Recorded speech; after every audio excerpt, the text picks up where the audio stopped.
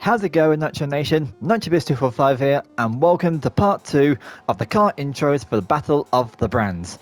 No delaying, no dilly-dallying, let's just get straight to the second batch of cars at once. Prepare for very immature comments.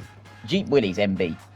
The modern SUV can trace its roots back to this little 1.1-ton trooper, built in 1940 by Bantam, Ford and Willys for the military service. The Willys MA was the best performing example of the 3 best prototypes by each brand. They improved upon this design a little further to create this Willys MB, which produced over 360,000 units compared to the MA's 1,500. After World War II had ended, Willys registered the Jeep trademark and released similar MB models for public use, and having plenty of first-hand accounts from returning shoulders for the MB's stellar performance on and off-road no doubt helped the car's huge success. A ladder frame and solid axle served as its base, and was extremely resilient and integral to its four-wheel drive system. It is a very important car when discussing the topic of four-wheel drive throughout the ages. Go on, Willie. Oh, I knew we should have found someone else. The KTM Crossbow R was motorcycle manufacturer KTM's first sports car, and it debuted at the 2007 Geneva Motor Show. The name is read Crossbow, named for the reason of the image evoking the shape of the weapon. It was starred by Kiska Design, the same team who designed KTM's motorcycles, who also tried to bring elements of the two-wheelers to the car. The car itself sports a midship carbon monocoque designed with racing constructor Dallara, push-rod double wishbone suspension, a flat floor, a diffuser, and a 2-litre TSFIE engine developed by Audi. Normal Crossbow can produce 200 kilograms of downforce at 124 miles an hour, allowing the car to pull 1.5 horizontal Gs while cornering. Produces 236 brake horsepower and has a 0-60 time of 3.9 seconds. But this R model takes things even further. With upgraded suspension and 295 brake horsepower, expect this to easily keep up with higher tier supercars in its field. Lamborghini Venimo. This divine piece of art on wheels was built to commemorate the 50th anniversary of Lamborghini, and only 3 were ever made. It was unveiled at the 2013 Geneva Motor Show and presumably astonished its audience. The Venimo itself is based off the flagship model of the Lamborghini, the Aventador, with its exterior design and precision aerodynamics hinting at Lamborghini's new generation of cars. The V-shaped nose shares the same properties as an F1 car's front wing, as does the massive rear diffuser rear wing and the shark fin leading to its rear wing. Combine this with Lamborghini's iconic 6.5-litre V12 producing 739 brake horsepower, 4-wheel drive, 1.4-ton frame, top end 220 miles an hour and 0-60 in 2.8 seconds. This is an absolutely lethal weapon in Lamborghini's arsenal, a blade as sharp as its bodywork, for sure. Lady White, I hear you.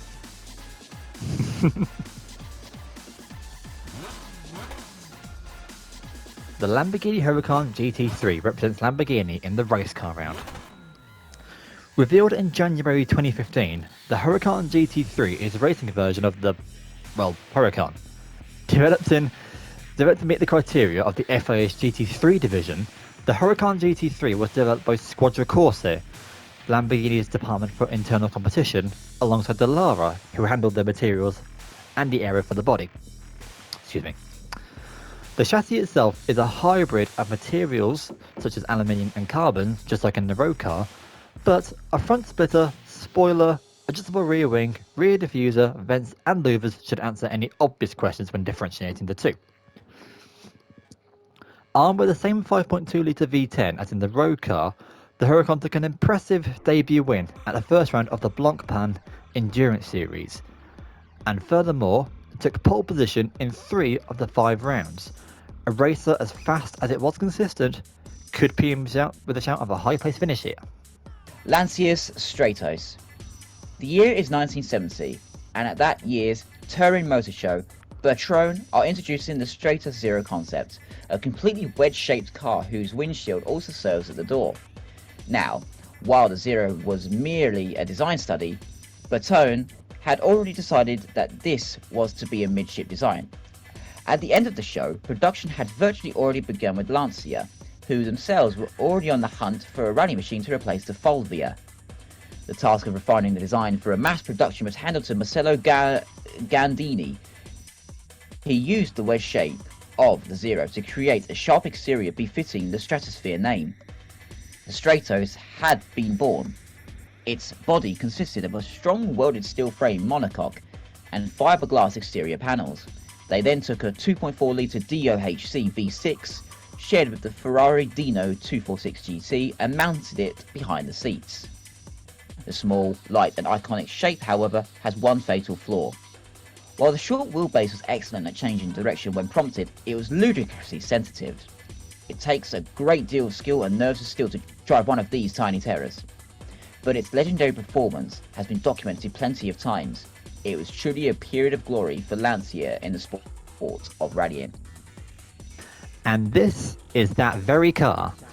It took its first international victory at the 1973 Tour de France Automobile, then won the Firestone Rally in April of that year. Victories came in thick and fast for the Stratos, winning the 3 Monte Carlo Rally 3 times in a row. 3 Constructors' World Championships from 1974 to 1976, and even 3 European Drivers' Championships. It also took the 1977 FIA Rally Drivers' Cup. All were achieved by driver Sandro Minari. And even though he doesn't keep up with rally, or know much of its history, Ben here actually recognises this thing, don't you? I do, yes. It's quite a... I don't know how to describe it, but it's quite a beauty. Rally de Monte Carlo. Yes.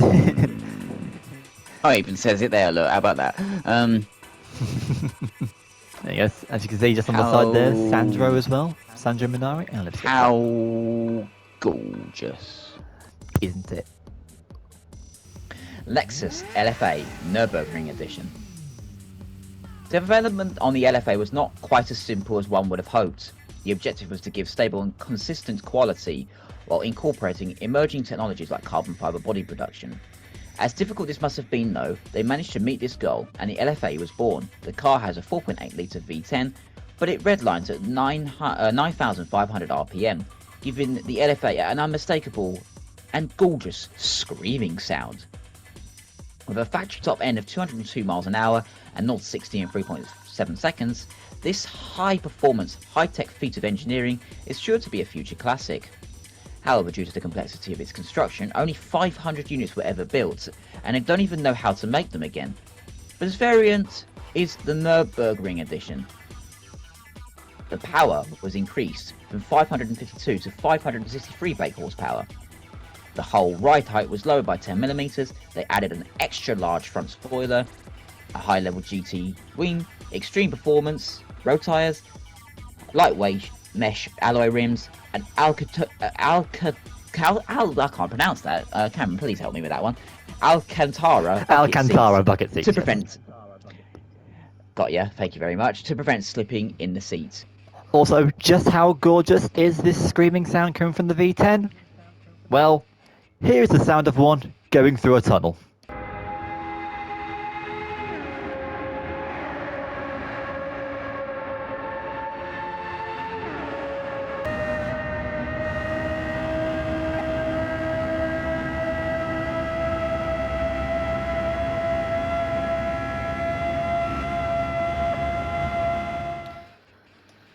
This is the GT500 race car variant of the Lexus RCF. In 2014, the GT500 Racing Series received a new set of regulations, with the monocoque and centre of gravity required to match that of DTM cars.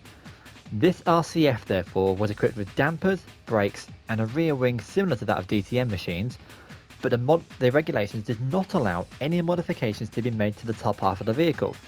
So instead, they reworked the bottom half of the car to generate more downforce using flat floors, diffusers and splitters. As for the engine, they used a turbocharged 2-litre inline-4, the same power unit as in Super Formula cars, and tuned it for use in the Super GT series.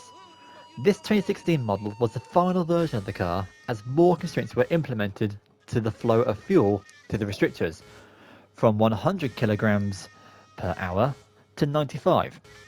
This particular RCF, the Toms, I can't remember how you say it properly, finished second in the 6th round of that year and ended the series with an overall ranking of 5th out of 15 cars. Litchfield Type 25 Impreza. Based on the lightweight Impreza WRX STI Spec C homologation special and developed to Litchfield's imaginative and exacting specification, the Type 25 is packed with the kind of performance-enhancing engineering that makes you weak at the knees. At its heart is a 2.5-litre version of Subaru's turbocharged flat 4, which replaces the Spec C standard 2-litre lump. Built to Litchfield's requirements by Cosworth Inc., the US arm of the world-renowned engine builders, it's a magnificent motor featuring Cosworth's own forged pistons, conrods, together with a special STI crankshaft and STI engine casing. Along with other components built bespoke for this car, the results speak for themselves. 415 brake horsepower at 6,500 RPM, with more than 400 brake horsepower always being available from 6,000 to 7,300 RPM. Excuse me. Perhaps more tellingly, peak torque is a thumping 420 foot-pound at 3,800 RPM, with more than 300 foot-pound available from just 3,000 RPM. That's genuine big league stuff, especially when it's powering a 1,385 kilogram all-wheel drive saloon. The Cosworth connection adds huge credibility to an already well-respected concern, while the Type 25 Spec C underpinnings give it a true motorsport pedigree. Imprezas don't get much better than this. And that's from Evo magazine. The Maserati MC20. The MC20 is Maserati's first mid-engine car in 15 years after the discontinuation of the MC12 in 2005. At first glance, it doesn't appear to have any aero components fitted at all. But Dallara have used this machine in their wind tunnel usually reserved for their racing machines, and rigorous testing was done to create this shape. Doesn't look like much, but this body produces enough downforce to render visual upgrades like spoilers and splitters virtually pointless. The car itself is built around a carbon monocoque chassis that supposedly only weighs 100 kilograms by itself. Other lightning methods result in this car weighing in about 1.5 tons. The engine is a newly developed 3-litre twin-turbo V6, but more impressively, it is the first engine to use a pre-chamber combustion engine just like in a Formula 1 car in a production car. It produces 621 brake horsepower and, coupled with an 8-speed dual-clutch transmission, the car has a 0 to 60 time of just under 2.9 seconds and a claimed top speed of approximately 202 miles an hour. Imagine that, a road car whose body produces so much downforce it doesn't need spoilers, splitters, bumpers or anything to make it look like a race car. It's plenty powerful enough as it is. This is it. This is my favourite car. My favourite car out of every single one to ever drive on a road in history. Debuting in December 1991, the FD3S, the third generation of the RX-7, took a wildly different design approach to its predecessor, the FC Savannah models. Being more rounded than the wedge-shaped FCs, it was given wider tyres meant that the whole body had to be widened and redesigned. However, despite this size increase, it still remained a featherweight, weighing only 1.2 tons. Mazda managed this by making the bonnet, spare wheel, jack, front and rear double wishbone suspension out of aluminium. The engine was the same 13B turbo rotary wankle, shut up Ben, out of the FC, but the FD was given a sequential twin turbo, raising the power to 251 brake horsepower. This is the initial foundation of the FD RX-7, but there would be many evolutions throughout its life. Firstly was the lighter Type S, with a power-to-weight ratio of approximately 5 kilograms. It was the fastest RX-7 ever produced at the time. Then came the Type RZ, the first Japanese car to come with 40 to 45 low profile tyres. After that came the Type R, where things really started ramping up. A refined cooling system and an engine in 1998 on top of a completely revised ECU, intake and exhaust 2 years earlier gave this machine the familiar 276 brake horsepower mark synonymous with JDM cars of the time. With a power to weight ratio of 4.56 kilograms per brake horsepower. It was starting to share figures with that of supercars at the time. Next came the Type R Bathurst R, which was sold with height adjustable suspension as standard. Very unusual for a production car. Unfortunately, stringent environmental standards would mean the RX-7 as a whole was not to last. In August 2002, this Spirit R was released as an anniversary model, bringing an end to 25 years of production. What? It's my favourite car ever, so I had a lot to say about it. What do you think, Ben? What do you think of my favourite car ever? Absolutely rubbish. I hate it very much. Don't ever talk about it ever again. No, I'm joking. Yeah, I mean, I don't blame you for liking the car. I mean, look at it. It's quite a beast, isn't it? Yes. And Quite also, a beast I've just with noticed a, as well, I think this is the only car that I've noticed is actually on a right-hand drive and not a left-hand drive. I could be wrong. I haven't really been paying too much attention because I've been looking at scripts, but it's the first right-hand drive that I've seen so far. Well, yeah, because in Japan they drive the same side of the road as we do over here in the UK, which is the correct side to drive on, Americans. And Europeans. Yeah, but also Americans. Yes. And also, for your comment Silly about my favourite car ever, Americans. screw you and your Samba bus. Mazda 787B. The screaming banshee of Le Mans. Mazda had been competing in Le Mans since 1974, always using their famous rotatory engine. But the regulations were now starting to go against rotatories. With pressure mounting upon them, Mazda developed the 787, fitted with a 4-rotor R26B engine, which produced 690 brake horsepower. Mazda had to rework the whole frame so the car wouldn't rip itself apart, switching the traditional aluminium honeycomb construction to a highly advanced carbon composite. Increasing rigidity, but also lowering weight, the 787 entered the 1990 24 Hours of Le Mans, but unreliability brought about its end. With the mistakes of the 787 into account, along with findings from another car, the 767B, Mazda had thoroughly improved its initial model, and the evolved 787B was ready for battle. Competitors like Mercedes, Porsche, Jaguar, and Peugeot meant that the 1991's Le Mans was going to be a tough one. And with one of the two 787Bs, this 55 of Bertrand Gahot, Volker Wilder, and Johnny Herbert starting in 19th place, it was not really a good start. But as the race went on, they slowly made their way up through the field, and before anyone knew it, they had taken on the lead with 3 hours to go. Where last year's 787s had fallen due to reliability issues, the 787B had ran completely incident-free and taken the checkered flag after 362 laps, beating the previous year's record. This was not only Mazda's first ever win here after 18 years of effort, it was the first time a Japanese brand had taken victory here. A very important car in Japanese motorsport history indeed. Not very reliable live rotary engines these days, but seems this one managed to avoid that curse. The McLaren 650S represents McLaren in the road car round. It debuted at the 2014 Geneva Motor Show, and it was going to be a successor to the MP4-12C and the foundation of McLaren's supercar ventures of the current decade. And the previous decade, not so I can say current. The project was going to be a higher performance version of the 12C, since it shares its very strong, equally light monocell, which allows the 650 to stay at the same 1.3 ton weight area as the 12C. As for its image, similarities can be drawn to the P1's front, but the MP4's rear, given the front had been given a facelift to improve aerodynamic properties further. A 3.8 litre twin turbocharged V8 gives out 641 brake horsepower. A 7-speed dual clutch transmission allows for a smoother shifting and a drive selector gives the option of switching between normal, sports and track driving modes.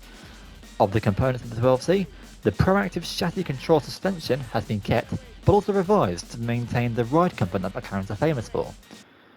But it also gives a sharper reactive response to whatever it encounters. The torque, vectoring brake steering and active aero have also remained. With an 0 to 60 time of 3 seconds flat and a top end of 207 miles an hour, it should answer any questions about speed performance. And also, with it being a McLaren, it's orange. Very orange.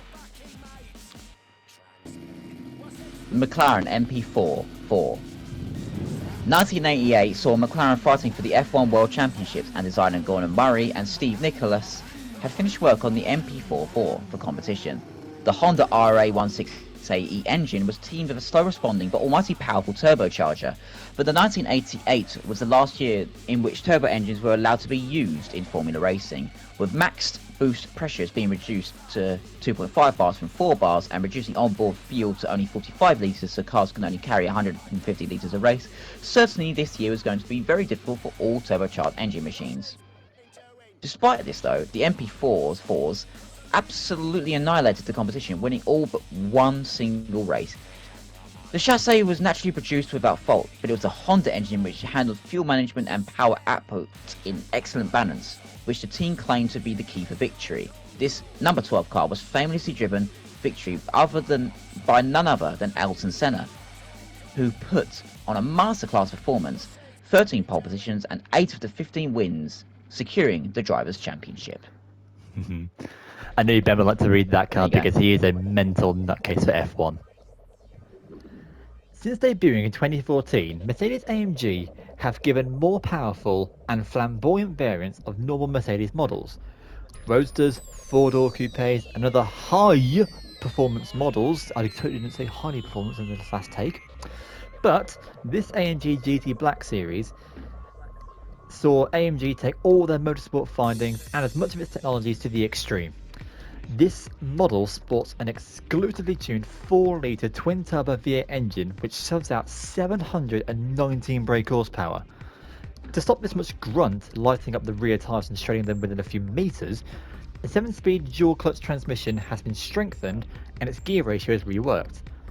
A good launch in this Goliath is difficult, but if performed correctly it can clear 60 miles an hour in 3.2 seconds and will surge on to 202 miles an hour. The suspension has also had a rethink, and a selection of material and construction adjustments have been made to aid its cornering ability. Also, when you take it out onto the track, the spoiler has another spoiler. Because if I find the... Yeah, see the little flap there on the spoiler? That comes up as well. Oh. So, a spoiler has a spoiler. Gives you an idea of how much downforce it needs to keep the bloody thing on the road. Spoiler alert. Quite. Mercedes Sauber C9. The Silver Bullet of Le Mans. The Sauber C9 was a Group C car developed by Mercedes and Swiss constructor Sauber. Managed by Peter Sauber in 1988, Mercedes had begun supplying Sauber with Group C engines 2 years prior, but this year Mercedes were announcing their return to works racing activities for the first time since the terrible tragedy of 1955, where Pierre Levars' Mercedes was sent hurling into the crowd, killing 83 spectators and injuring 120 more. The 5-litre turbocharged V8 sat atop an aluminium monocoque chassis, and in that year's WSPC, World Sports Prototype Championship, the C9 took a pole-to-win finish in the opening round and won almost half the races in that season. In '89, they switched the engine to a 4-valve per-cylinder DOHC engine, increasing the power to a mighty 710 brake horsepower, and it was designed for a single objective: to become the series champion. This year, the C9 was also given an image change, an all-silver body. This year, this struck fear into the hearts of competitors. Seeing this as the return of the old Mercedes works feared their day as the Silver Arrow. The sheer power of the C9 led them to a 1-2 finish at the Suzuka in the opening round of the World Sports Car Championship, and a 2-3 finish at the Dilgen that same year, In June of that year, they arrived at Le Mans and entered 3 C9s, 61, 62 and 63. 63 ended up winning the whole thing, 61 wasn't that far behind in second, and 62 took a respectable 5th. The Sauber C9 continued to impress after this. In 1989 alone, it recorded 7 wins in 8 races, and driver Jean-Louis Schlesser, nephew of fallen driver Joe Schlesser, became the driver's champion, while Sauber became the team champion. The Mainz BN R34 N1 Skyline GTR. In 1989, Mainz had secured its reputation as one of Japan's premier aftermarket tuners with their work on the R32 Skyline GTR. Nissan Skylines were the foundations of what Mainz thought were the ideal car to show off their products, and this R34 is considered to be their greatest work to date. Despite the race-focused modifications, Mainz's ethos is to retain as much of the original car's comfort as possible. Therefore, the interior has been virtually untouched. No roll cages were installed, and amenities such as power windows have remained.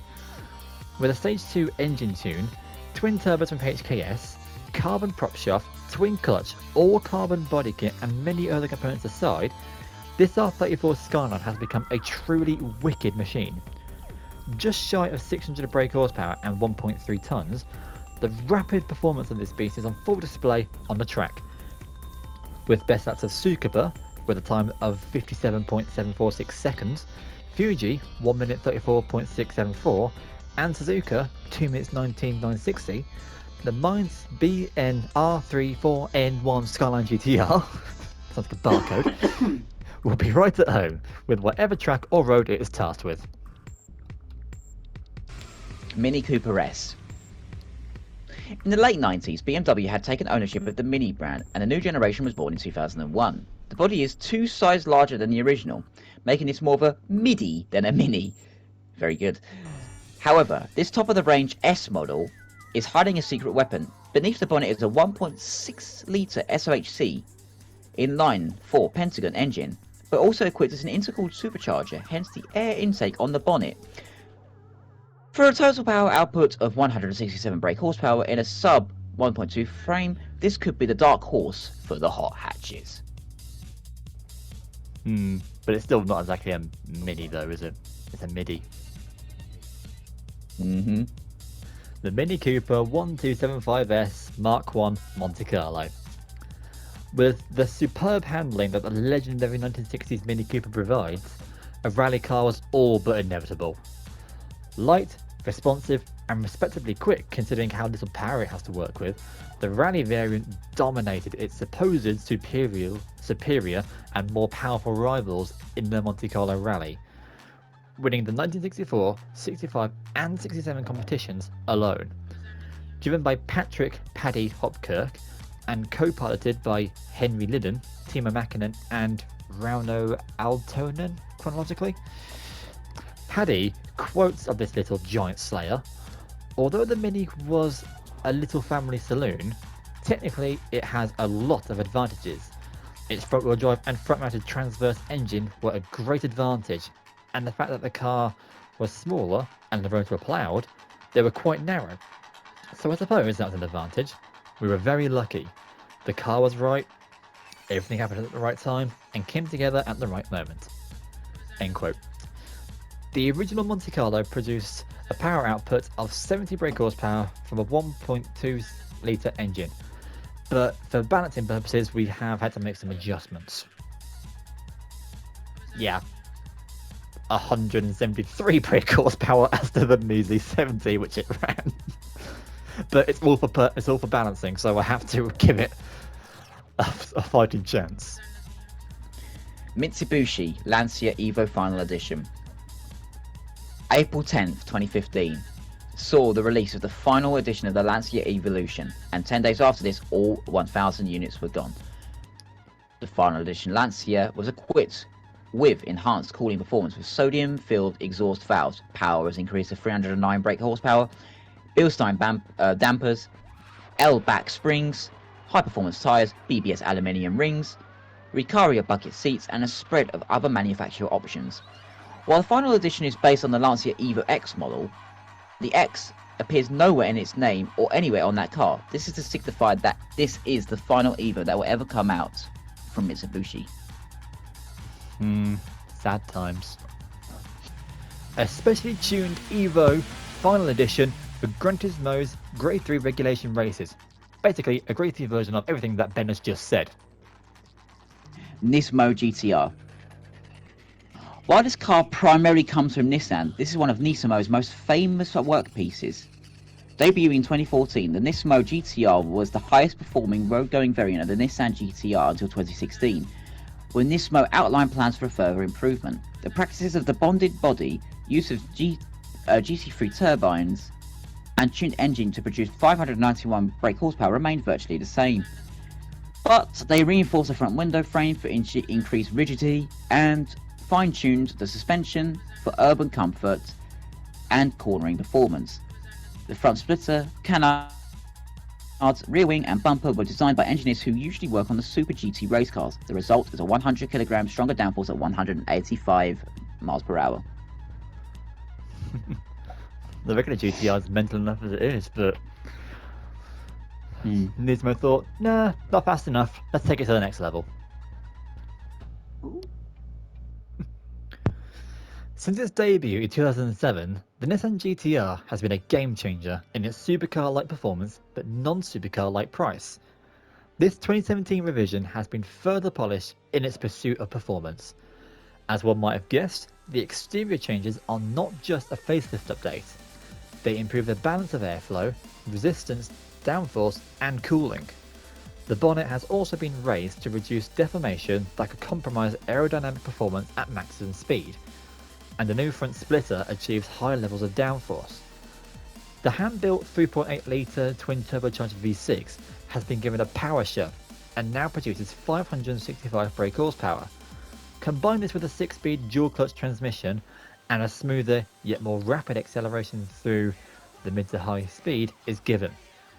They have also improved the famous handling performance just a good measure.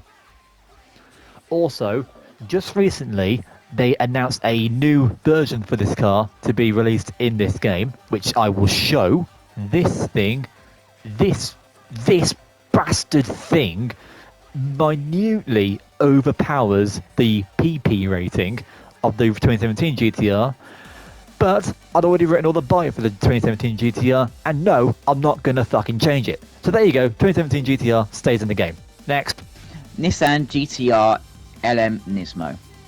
In the spring of 2014, Nissan announced that they would be entering a car for the LMP1 hybrid class of the 24 Hours of Le Mans in 2015. Carrying the GTR badge, they revealed the car in 2015, and it had a truly wild ethos behind its construction.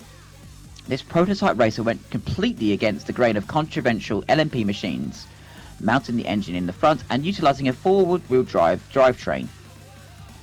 Yes, this is an FF LMP car. By doing so, they have more freedom to design the rear of the car, taking advantage of the potential aerodynamics. The unique ideas came from the same man who is responsible for the Delta Wing and the Z-Odd, RC Ben Baldi. The body is made up of a carbon monocoque chassis and carbon outer panels for a total weight of 880 kilograms. A front engine, front wheel drive Le Mans car. Can you imagine taking the Mini we looked at earlier and putting that in a Le Mans race? You know, given it all the aero and hybrid systems that LMPs have these days. That's essentially what Nissan have done. Oh god. The S2000 by Opera Performance has deep ties to Gran Turismo. The car was developed using GT data that included various factors such as tyre size, gear ratio and weight, which were simulated around a racetrack, virtually. When the right combination clicked, then the car would see real, not virtual, development. The body of the S2000 was taken apart, then a roll cage was installed. Various parts of the chassis were reinforced, including those that were banned in N1 racing regulations. The result was a body structure that was as solid as a rock with minimal bending or torsional flex. Opera Performance gave the engine the same treatment by taking it apart and putting it back together with custom parts.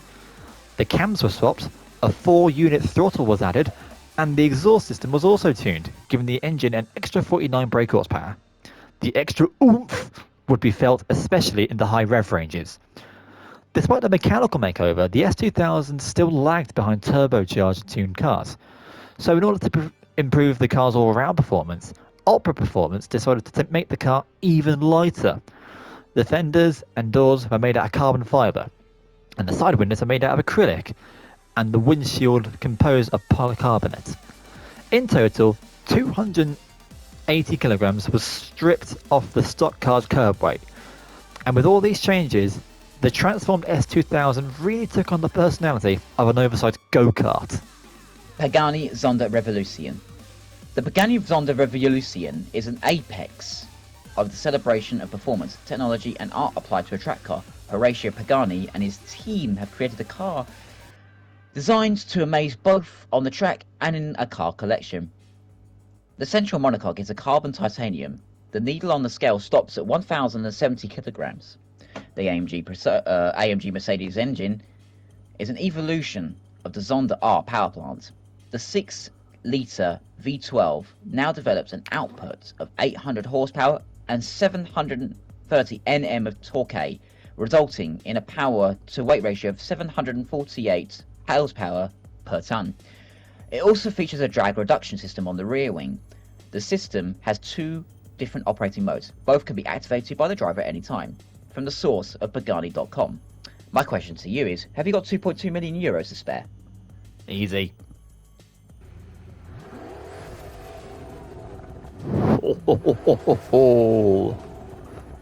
You gotta love that AMG engine. The Pagani Huayra BC. The name BC refers to the initials of Benny Caiola, the gentleman who greatly inspired founder Horacio Pagani. Benny was so impressed by Horacio's passion and the technology he was putting into his cars, he made history by being the first person to ever purchase a Pagani car. The Huayra BC was mainly conceived to be a road car which delivers the performance and exhilaration of track days and special events. The Zonda R and Zonda Cinque served as its track-focused inspirations. As with all Pagani models, Mercedes-AMG were on hand to develop the engine exclusively for Pagani, and the 750 brake horsepower twin-turbo V12 was no exception. When he took delivery of his car, Benny was told the following from Horacio Pagani himself: "I dedicate the Huayra BC to you from my heart." Such flattering words from a sensational designer.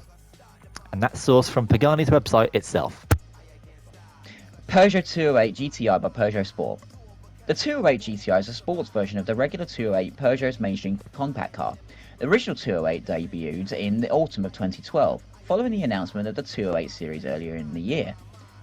After learning that their previous model, the 207, had become too big and heavy, they decided to go back to the drawing board. Keeping to the same platform as the 207, but shaving down just like legs, the size to the point where the length is no longer more than 4 meters. They also used different materials in its components to make the car 100 kilograms lighter than its previous iteration. This was shaping up to be the good news for the incoming GTI sports variant. They could now revisit the legendary 205 GTI, a firm favourite of enthusiasts from all over the world. A small, light and fun car that is equally chic and comfortable. The changes may be subtle, but they are there. A roof spoiler, 18-inch rims and various trim mods, but most of the work has been done beneath the bodywork. Front and rear tread width has been widened by 10mm and 20mm respectively. A suspension set subframe and arms bespoke for this car has also come into play. A legacy 1.6 litre inline 4 was given a nice whack of power. Over 200 brake horsepower and a 6-speed manual transmission finishes things off. The Peugeot 908 HDI FAP. It has FAP in the name. Shut up! And you, Ben. I know what you're thinking. Shut it. Fab. Fab. Fab. Fab, fab, fab, fab, fab, fab. As for the more mature viewer in the audience, the 908. Fab, fab, fab, fab, fab, fab, fab. Okay, go on. That's the age restriction. The 908 HDI FAP was a result of the constant evolution and development by Peugeot Sport, hoping to attain the pinnacle of prototype racing. They were, and still are, constantly researching and developing their car from various races, striving for perfection. Now, Ben, who does that sound like? Constantly striving for perfection on the racetrack. It sounds like an AG racing team, doesn't it? Does it sound like... they begin with P. What's their name? Is it... Don't know. Is it I think it's a fish. You know, there's a fish that constantly after... Piranha! Yes, of course, Piranha. They're always after perfection. Hey. The shame they haven't got Assegai anymore. Fishy. Yes. Do you know it's also fishy? What's fishy? Put Anyway, in 2009, all of this resulted in their dominant performance defeating their main rivals, Audi, with their diesel-powered R10. With a masterful 1-2 finish at that year's Le Mans, 3 years went into the 908 program. 2010 saw a huge weight reduction to the car, aerodynamics that were revised, and the drive system, from the clutch onwards, were reinforced. With that, they were ready to take their second consecutive win at Le Mans. To increase their chances of winning even further, they entered not 1, not 2, not 3, but 4 908s. 3 from Peugeot Sport and 1 from Team Oreca. Peugeot Sport had less of a group and more of an army of talented drivers. Car number 1 had Anthony Davidson, Mark Gene, and Alexander Wurz. Number 2 had Nicholas Madison, Frank Montagny, and Stéphane Sarrazin. And number 3 had Pedro Lamy, Sebastian Bourdais, and Simon Paganoard. Apologies if we pronounced those names wrong. The 908s were unstoppable. All 4 cars set times faster than anyone else in the 3 runs, with Bourdais of the number 3 car setting the fastest lap time, a blazing 3 minute 19.711. But when it came to race day, all of the 908s, including Team Oreca's, were retired due to mechanical faults. But no one doubted their desire to win though. Their efforts and speed were respected by other teams and fans alike, and their undying will to, quote, learn from our defeat today and to return stronger can be easily sensed by all who hear the words uttered from their mouths. They entered 4 cars and not one of them finished, but they were easily the fastest among the whole field that day. That is such a shame. Plymouth Superbird. The year is 1969 and Dodge have unveiled their new winged wonder car, the Dodge Charger Daytona, a stock car which has the capability of reaching over 200 miles an hour. Teams racing their Plymouth cars, including most prolific winner in NASCAR history, the King, Richard Petty, immediately demanded for a model which shares the aerodynamic efficiency of the Daytona. Luckily, Plymouth were under the same manufacturer group as Dodge, Chrysler, Corp, so it wasn't outside the realms of possibility to replicate a car with similar performance. But what did make things difficult was the fact that Plymouth did not produce a vehicle which shared the characteristics of the base car that Dodge used for the Daytona, the Charger. The closest car that they had was a 69 Roadrunner Belvedere, Petty's previous car before temporarily defecting to Ford, so that was the car selected to be the base model. The aesthetics of the Daytona and Plymouth's wing car differ minutely, mainly the shape of the roof and the fact that the base of the wing starts in different places. The Daytona having its wing mounted further on the back of the deck lid, but on the extended front and the famous wing height are nigh on identical to its competition. As a side note, they were developed by a literal NASA rocket scientist and Boeing flight test engineer Gary Romberg. As for power, that would be handled by a 369.8 brake horsepower 440 Super Commando, which is what it mainly used, but a 419 brake horsepower 476 Hemi motor on a 3846 brake horsepower 466 barrel were also used depending on what was needed. The result of all this was the Superbird, and the Petty managed to achieve 18 of his 200 career total wins in his famous 43 Superbird. It also managed a Daytona 500 victory in the hands of Pete Hamilton, who drove 40. However, despite the performance of the speedways, Plymouth still had to knock out 1,923 road-going Superbirds, as per the regulations, and 1971 saw a ban on wing cars due to the fact that they were simply too dominant and too fast, and the Superbird production was only scrapped after a year. Lots of history in that thing, that's for sure. Damn. Ooh. This judge sounds very angry. Originally debuting in 1964, the Pontiac GTO released to an overwhelming fanfare and quickly became a favourite among enthusiasts at the time. So much that it is regarded to be the original road-going muscle car. A second generation was all but inevitable, and while performance was nothing to laugh at, its rivals were so much further ahead that Pontiac got left in the dust. The smiles were soon wiped off their rivals' faces when they debuted. The Judge, costing a dirt cheap $332, just $2,868 in today's money, almost immediately set out to restore the GTO name to its former glory. It came with a ridiculous amount of equipment as standard that wouldn't be out of the question as optional extras. Unique decals and racing stripes, Hurst shifter, wider tyres, rear spoiler and heavy-duty suspension. The engine also received a hefty shove, upgrading it to a gigantic 6.6 litre Ram Air 3 V8. And it was listed to produce 360 brake horsepower, but word was spread through the grapevine that it could produce a whole lot more than that. Presence and performance, the Judge delivers in spades, and widespread attention returned to Pontiac. Sadly though, strict emission regulations came into effect a year later, and cars like the GTO began to decline. The golden age of the muscle car had unfortunately ended.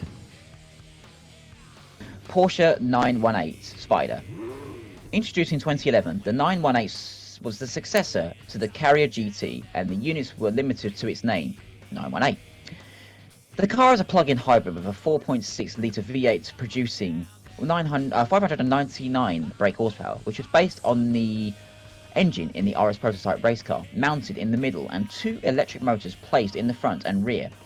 Give the 918 a total output of 874 brake horsepower. This outrageous performance, when teamed with the Wesak package, please correct me if I pronounce that wrong, which lightens the car by 40 kilograms, allows the car to reach 60 from a standing start in just 2.6 seconds, 124 in 7.2, and 186 in 19.9 seconds. With a standard weight of 1,674 kilograms, very light for a decade-old hybrid car and a top-end speed of 214 miles per hour, the 918 achieved a Nürburgring lap time of 6 minutes 57. If there's a suitable straight on the track, expect this to frequently take the early lead. Will it be able to keep it though? That's the issue. I don't know. Developed for the new regulations of the LMP1H class of the WEC, the Porsche 919 Hybrid debuted at the 2014 Geneva Motor Show. It sports a carbon monocoque chassis and uses a mid-mounted turbocharged 2-litre V4 engine. It also features a four-wheel drive system and ERS, a more advanced version of KERS or KERS, to the front axles, powered by lithium-ion batteries. The V4 on its own produces 493 brake horsepower, but the batteries can be used in tandem to give the car an extra 394 brake horsepower. The total output resulting in 887 brake horsepower when the batteries are engaged. This huge amount of power, four-wheel drive, and its further weight of 875 kilograms can propel this car from 0 to 60 in 2.2 seconds, and it will clear 120 in 4.8 seconds. Made its racing debut in the 2014 season of the World Endurance Championship, but despite its terrifying performance, it only mustered one victory in the final race of the year. As a result of this, Porsche took time to refine their car for the 2015 season, mainly chassis designing and optimization. With the new improvements, they proved that their car could more than match anything else on the track, and they dominated the 2015 season, winning all but 2 of the races, including Porsche's 17th victory at the 24 Hours of Le Mans. 2016 saw further refinements when taking yet another victory at Le Mans, plus 4 others, and the one race they didn't win that season, they took second. Keep your eyes on this one, it will not be behind some cars for long. I can imagine all the other cars in the in its field, yes, feeling that very same thing. Radical SR3 SL. Radical are a British-based constructor of fully fledged racing cars for amateur race enthusiasts and have been in the business since 1997. Since then, they have been stuck to their tried and tested methods of making midship racing cars using engines of high-performance superbikes. However, they also sell road-legal versions of these cars, all while keeping the looks and performance resembling that of the LMP cars. This SR3 SL is like a road car, like many before it, but in order to comply with emission regulations, it had to be redesigned to fit a car engine in it. A Ford EcoBoost 2-litre 4-cylinder direct injection turbo, long name. But with a power output of 236 brake horsepower, or an option to bump it up to 295 brake horsepower, combined with the fact that the car weighs only 775 kilograms, this car is no joke. With its power, weight and assistance from a 6-speed semi-automatic gearbox, the car can hit 60 from a standstill in 3.5 seconds, stop from 60 in 2.6, and will go on to 160 miles per hour. The car befits the term of road-going racer perfectly. Thanks for the shout, I need new ears. I had to sneeze. The Gran Turismo Awards are given to the best custom car on show at SEMA. In 2014, this 1970 Chevrolet Camaro SS, developed by Illinois-based Roadster Shop and nicknamed the Rampage, took this award. While the body kit, splitter and rear wing are certainly eye-catching, the internal workings are the biggest surprise. The whole chassis has been completely rebuilt, adding a roll cage and replacing many components with carbon fibre and aluminium, drastically reducing its weight. The party piece, however, the 7-litre LS7 engine has been tuned to shove out 748 brake horsepower and moved 13 centimetres back to improve the weight distribution. The suspension has also had a rethink, being converted to an inboard cantilever design. This is certainly a resto mod and a half. RE Amemiya FD3S RX7. RE Amemiya are a tuning house for rotatory cars and are famous for their activities in the Super GT and D1 GP series. This RX7 has been given a full kit, all designed by RE Amemiya in-house. A horizontally mounted intercooler kit, aftermarket air cleaner, dolphin tail exhaust, and a complete revision of the cooling and exhaust system. Even though the turbo has been kept as standard, its boost combined with the internal mods give a total output of 366 brake horsepower, with particular strength coming from its mid-range acceleration. Alongside the engine mods, quantum-based Amemiya spec adjustable suspension has been perfected to give this RX-7 a level of finesse that even some race cars struggle to match. In the Japanese DVD magazine Hot Version, it was shown to be simply impossible to catch on Japan's famous winding roads, and it was given the Monkia, the demon lord of mountain road. Mamma mia, mamma mia, mamma mia. Monica, by the way, not Monkia. Oh, fuck's sake. Don't worry, it's fine. Close. The Renault Megane Trophy R. Hot hatches don't come any more extreme than this. The Renault Sport Megane 275 Trophy R is the spiritual successor to the Megane R26R and the exact car Renault used to set a new front-wheel drive Nürburgring lap record of 7 minutes and 54 seconds back in June of 2014. 250 units were made to the bravest of Renault customers. But head for a twisty road and the Trophy R comes into its own. The track-focused Michelin Pilot Sport Cup 2 tyres, said that correctly, deliver phenomenal grip in the dry, while switching the car to sport or race modes means that sharp chassis, and stiff dampers and direct steering let you know exactly what's going on beneath you, and makes attacking a twisting road an absolute joy. These modes also liberate the full 271 brake horsepower developed by its 2-litre turbocharged engine on offer. And said engine's meaty power delivery feels very responsive. Plus, there's barely a hint of torque understeer on hard acceleration. Using the standard Megane 275 trophy as a starting point, the R strips out 100 kilograms of weight by deleting highlight delete the back seats, which loses 20 kilograms. Aircon 60 kilograms, rear wiper 1 kilogram, worth it, and almost all the sound deadening 21 kilograms. It then adds comfier than the look Recaro bucket seats, losing 22 kilograms, 19-inch Speedline alloys, minus 5 kilograms, and Michelin Pilot Sport Cup 2 tyres as stated earlier. The source for all that? Auto Express magazine. The fact that they say delete as opposed to remove makes it sound like they've just gotten someone who just highlights everything that they didn't want and just hits a key on a computer and that's it, all gone. I don't know why that made them laugh so much, but there you go. Renault Sport RS1. Renault Sport have been making high-performance versions of Renault cars for years now, but this one make race car revealed in 2014 summer is some of their greatest work yet.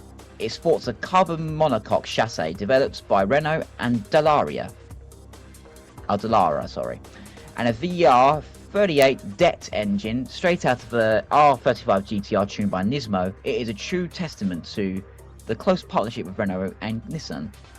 With a total weight of only 1.1 tons, the GTR twin turbo has very little work to do to shift the car.